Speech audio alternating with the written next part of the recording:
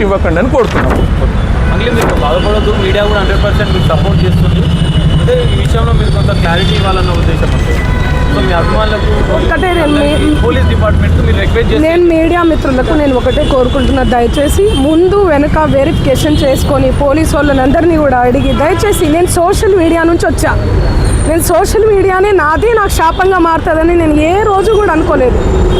నేను ఒక ఆడపిల్లని దయచేసి చెప్తున్నా, ఇందులో నా ఇన్వాల్వ్మెంట్ ఉంటే మళ్ళీ చెప్తున్నా, మీరు ఏం చేసినా నేను పడ్డానికి సిద్ధం, నేను ఎక్కడికైనా వస్తాను. కానీ అనవసరంగా నన్ను దయచేసి బ్లేమ్ చేయకండి ముందు వెనుక తెలుసుకోకుండా. ఇందులో నా ఇన్వాల్వ్మెంట్ 1% కాదు కదా, 0% కూడా లేదు. ఆయన జస్ట్ ఫేమస్ అవ్వడం కోసమే నాతో మాట్లాడాడు కూడా, నువ్వు వస్తేనే నేను మాట్లాడతాను అని చెప్పి ప్రతి ఒక్కరిని కూడా ఆయన అట్లనే అప్రోచ్ అవుతున్నారు. సెలబ్రిటీస్ని నేను కనుక్కున్నాను కూడా, ప్రతి ఒక్క సెలబ్రిటీ ఇదే చెప్తున్నారు. రిటర్న్ డబ్బులు ఇచ్చి మరీ ఇంటర్వ్యూ చేయించుకుంటాడట ఆయన, అంత పిచ్చి ఉంది ఆయనకి. ఆయన ముందు వీడియోలు వినండి.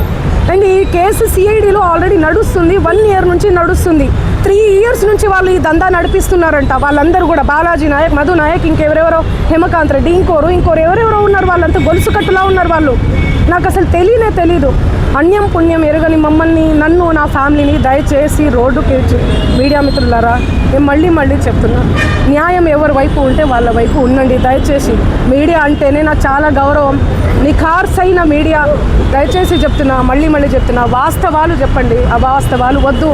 సడన్గా ఇట్లా ఏం తెలియకుండా ఎవరో వచ్చి నా మీద ఎలిగేషన్స్ వేస్తే దయచేసి మీరు పెట్టుకోకండి. ఎందుకంటే నేను ఒక ఆడబిడ్డని, గిరిజన ఆడబిడ్డని.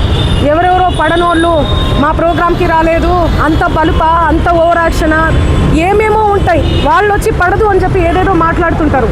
మీరు అట్లా పెట్టుకోవడం చాలా తప్పు. దయచేసి మీడియా మిత్రులు, నా ఫ్యామిలీ లాంటి వాళ్ళు, నా ఫ్యామిలీ మీడియా అంటేనే నా ఫ్యామిలీ. నేను కూడా ఒక జర్నలిస్ట్గానే వచ్చాను, కానీ ఎవరిని ఏ మాట అనకుండా నా కష్టాన్ని నేను నమ్ముకొని, నా పాటను నేను నమ్ముకొని ముందుకెళ్తున్నా. నా మీద పార్టీ ముద్రలు వేసినా కూడా నేను వద్దు ఈ పార్టీ అని చెప్పి అప్పుడెప్పుడో ముందుసారి సిచ్యువేషన్ని బట్టి వెళ్ళి పాటలు పాడిన. పార్టీ ముద్రలు వేస్తే 2023, 2024 ఎలక్షన్ మూమెంట్లో అసలు నేను ఎక్కడ కూడా కనిపించలేదు, ఎవరికి పాటలు కూడా పాడలేదు. అవునా కాదా? మీరు సెర్చ్ చేయండి. మళ్ళీ చెప్తున్నా, నాకు వద్దు, నా పాట ముఖ్యం. నాకు వద్దు ఈ పార్టీలు, పార్టీ జెండాలు, ఈ సుబ్బు లాంటి ఈ ఫేక్ ఎలిగేషన్స్ వద్దు నాకు ఇవన్నీ. నేను ఎందుకు ఇన్వాల్వ్ అవుతాను చెప్పండి? దయచేసి చెప్తున్నా, నాకున్న క్రెడిబిలిటీతోనే ఇంతవరకు నేను వచ్చిన, ఆ క్రెడిబిలిటీతోనే ఇక్కడ దాకా కూడా నేను వచ్చిన. దయచేసి నా ఫేమ్ని డీఫేమ్ చేయకండి కోరుతున్నా నేను, ప్లీజ్. Thank you.